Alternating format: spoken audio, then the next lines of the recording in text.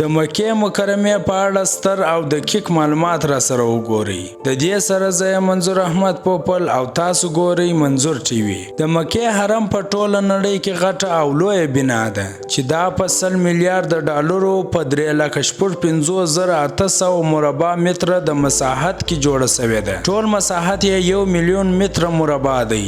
2 میلیونه کسان پکې یو وخت ځایږي. په کال کې 60 میلیونه خلک زیارت کوي.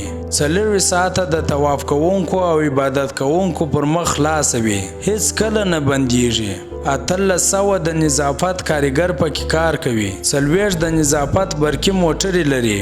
80 د نظافت وسایل لري. 2000 د نظافت ځایونه لري. 40,000 کالینه په حرم کې موجود دي. 15,000 کالینه د ساتلو په اندازه ګدام لري.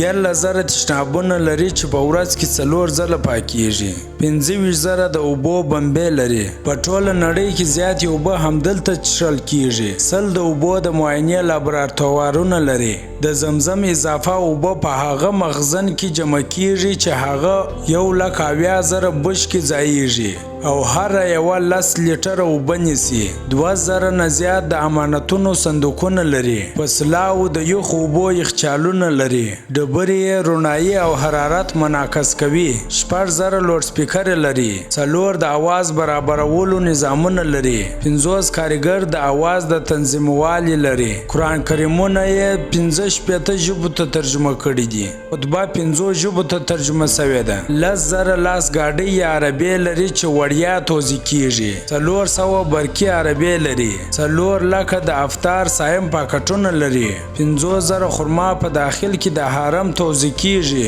افطار څخه وروسته صفایي په 2 دقیقو کې صورت نیسي. 15 منځونه په مکې کې د 220 کالو 9 میاشتو او 10 ورځو برابر دی. یا الله په نږدې وختونو کې مو زما کورنۍ او ټولو جمله مسلمانان او د دې ویډیو لیدونکو پکې نصیب وکړي. د دې او سترو معلوماتو د پاره زموږ سره واوسئ.